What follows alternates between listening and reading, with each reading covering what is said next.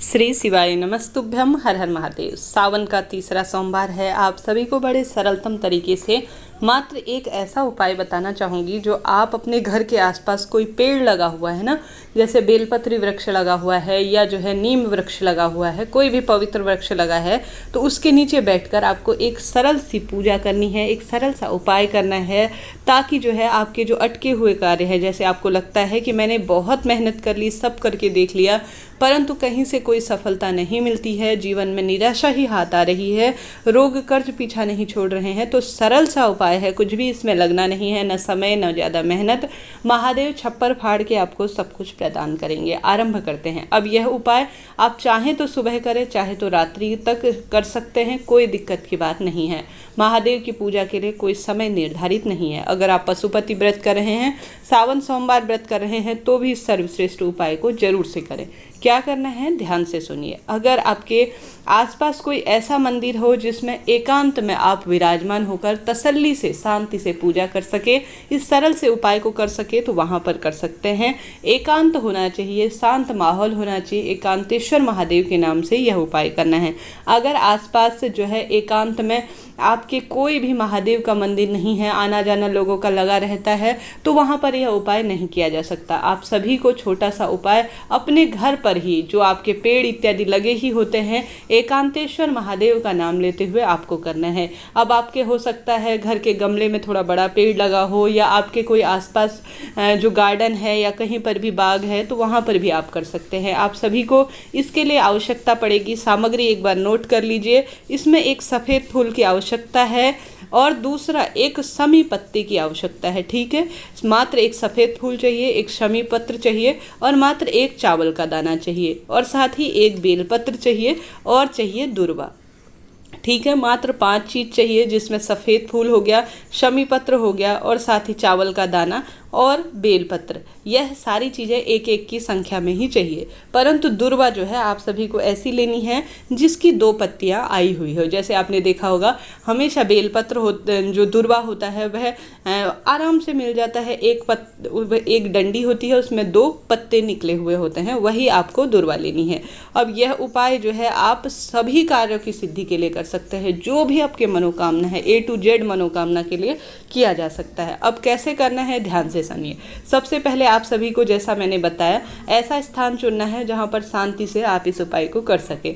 आसन का चुनाव कर लीजिए। उसके बाद जो है आप सभी लगा दीजिए एक दीपक। ठीक है, गोल बत्ती का दीपक लगेगा, घी का ही यह दीपक लगेगा। उसके बाद दीपक लगाने के बाद आप सभी को एकांतेश्वर महादेव का नाम लेते हुए सबसे पहले आप सभी को, जो भी वृक्ष के नीचे आप एकांतेश्वर महादेव का चुनाव कर रहे हैं या मंदिर में कर रहे हैं, तो वहाँ शिवलिंग विराजमान होगा, परंतु घर पर कर रहे हैं तो आप सभी को एक शिवलिंग का सा स्वरूप देना होगा, पार्थिव शिवलिंग का सा स्वरूप देना होगा। छोटा सा 1 आंगुल के बराबर मिट्टी से आप एक शिवलिंग का सा निर्माण कर लीजिए। इस महीने तो शिवलिंग का, पार्थिव शिवलिंग के निर्माण की महत्वता लाख गुना कही गई है, तो आप सभी को छोटा सा पार्थिव शिवलिंग का निर्माण कर लेना होगा। उसके पश्चात जो है आप सभी को आवश्यक रूप से उस पार्थिव शिवलिंग की विधि विधान से पूजा करनी है। उस विधि विधान से पूजा करने में सबसे पहले आपको दीप लगाना होगा, जल समर्पित करना होगा। चाहे तो पंचामृत से अभिषेक कराएं, दूध, दही, घी, शक्कर, शहद, आपकी इच्छा है। बहुत अधिक विशेष कर सके तो अधिक श्रेष्ठ है, नहीं कर सके तो सामान्य जल समर्पित करें। एकांतेश्वर महादेव का नाम लेते हुए यह कार्य करना है। उसके बाद जो है आप सभी को सबसे पहले, इसमें गुरुजी कहते हैं, आपको चढ़ानी है दुर्वा। ठीक है, आपको चढ़ानी है सबसे पहले दुर्वा। श्री शिवाय नमस्तुभ्यम कहें, एकांतेश्वर महादेव का नाम लेते हुए सबसे पहले आपको चढ़ानी है दुर्वा। उसके बाद जो है चावल इत्यादि जो भी चीज़ चढ़ाना चाहें आप चढ़ाएं। उसके बाद चढ़ाएं चावल, शमी पत्र और सफ़ेद फूल और बेलपत्र। ठीक है, चढ़ा दिया। उसके बाद जो है आप सभी को वहाँ पर बैठकर थोड़ी देर श्री शिवाय नमस्तुभ्यम महामंत्र का जाप करना है, और विधि विधान से जो भी पूजन प्रक्रिया जिस तरह से भी करते हैं वह करनी है। झोली पसार कर महादेव से प्रार्थना करनी है कि महादेव दुख, तकलीफ, जीवन में कष्ट इत्यादि दूर करना और मनोकामना अति शीघ्र पूर्ण करना। ऐसी प्रार्थना करते हुए आपको अपनी मनौती बोलनी है। इसके पश्चात जो है आप सभी को वहाँ पर बैठकर मंत्र जाप करते हैं, शिव चालीसा का पाठ करते हैं, या जो भी आप करते हैं वह शिव जो से संबंधित कोई भी विशेष कार्य तो वह कर लीजिए। उसके पश्चात जो आप सभी को जो बेलपत्र है ना, आपने चढ़ाई है उसे लेकर आ जाना है घर, और वहीं पर जो है आपको उस शिवलिंग का, अगर आपने कहीं पर भी ऐसा शिवलिंग बना रखा है किसी भी वृक्ष के नीचे, तो वहीं पर आप सभी को उसका विसर्जित करना है। विसर्जित कैसे किया जाता है? पूर्ण रूप से दूसरा जल का पात्र लिया जाता है भरा हुआ, और उसके अंदर जो है या उसके ऊपर जो है आपको जल जो है समर्पित करना होता है। वह वहीं पर जो है मिट्टी की वस्तु है, मिट्टी में ही समाहित हो जाती है और यह इस तरह से समर्पित अर्थात विसर्जित हो जाता है।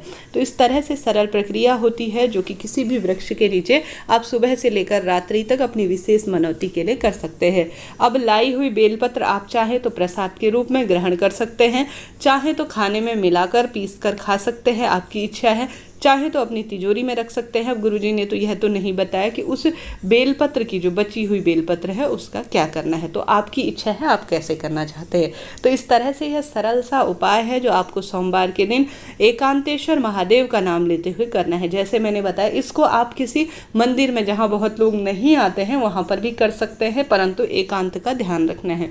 थोड़ी देर वहाँ बैठना है, शांति से महादेव से अपनी मन की बात कहनी है। इस तरह से यह उपाय है। अब जान लेते हैं कौन सी वस्तु है जो इस दिन हमें दान करनी है। जैसे कि गुरुजी प्रदीप मिश्रा जी हम सभी को इस महीने दान की एक एक लिस्ट बताए हुए हैं और दिनों के हिसाब से भी बताए हुए हैं। तो उनमें से जो दान करने की लिस्ट है वह इस प्रकार से है। 24 जुलाई के दिन जो गुरुजी ने दान करने की वस्तु है वह तांबे के दिए में घी भरकर रखने के लिए कहा है। तांबे का दिया किसी भी बर्तन वाले के यहाँ मिल जाता है, छोटा या बड़ा स्वरूप जैसा आपकी सामर्थ्य है, आपको महादेव ने देने योग्य बता रखा है, तो उतनी क्षमता अनुसार आप तांबे का दीपक लेके आइए और उसमें शुद्ध देसी घी भरकर आप सभी दान करें। दान करने की जो है वह यह वस्तु है वह सभी ग्रहों से संबंध रखती है। घी का संबंध चंद्रमा से होता है, कुंडली में चंद्रमा की स्थिति मजबूत बनती है इस कार्य को करने से। साथ ही इस पवित्र महीने में कोई भी वस्तु दान करना अधिक मास में लाख गुना फलों को प्रदान करने वाला होता है। आप किसी ब्राह्मण जन या किसी मंदिर में तांबे के दीपक में घी रखकर दान कर कर आ जाइए, बहुत सुखद फलों की इससे आपको प्राप्ति होगी। सावन का पवित्र महीना है, बेलपत्र वृक्ष का सिंचन आप सभी को आवश्यक रूप से इस सोमवार के दिन करना है। दीपक जरूर से प्रज्वलित करना है ताकि रोग दोष कट जाए और मनोकामना अति शीघ्र पूर्ण हो। साथ ही पीपल पूजा इस अधिक मास में सर्वश्रेष्ठ बताई गई है, तो आप अपनी क्षमता सामर्थ्य अनुसार अपनी इच्छा अनुसार कुछ ना कुछ सर्वश्रेष्ठ करने का प्रयास करें। महादेव का जो पहले उपाय बताया है उसको करने के साथ साथ आप पंचामृत से दूध दही घी शक्कर से अभिषेक करते हैं तो अति श्रेष्ठ इसे कहा जाता है। आपके घर पर शिवलिंग विराजमान है तो वहां पर भी कर सकते हैं। आप सभी महादेव का सुंदर सफेद फूलों से श्रृंगार करते हैं तो भी इसे अति श्रेष्ठ कहा जाता है। 108 चावल के दाने या 108 कोई भी वस्तु अभी तक आपने महादेव के शिवलिंग के ऊपर समर्पित नहीं की है तो आवश्यक रूप से करें। इसके कई सारे लाभ बताए गए हैं। आपके घर पर 108 कोई भी वस्तु हो, सफ़ेद फूल हो, हरे मूंग के दाने हो, 108 चावल हो, 108 काली मिर्च हो, अपनी क्षमता अनुसार दान करने का प्रयत्न जरूर से करें। इस तरह से यह जानकारी थी। आप सभी को जितना संभव हो इस सावन के अधिक मास में दीप दान जरूर से करना है। जीवन में रोग दोष कष्ट मिटेंगे और मनोकामना अति शीघ्र पूर्ण होगी। श्री शिवाय नमस्तुभ्यम। हर हर महादेव।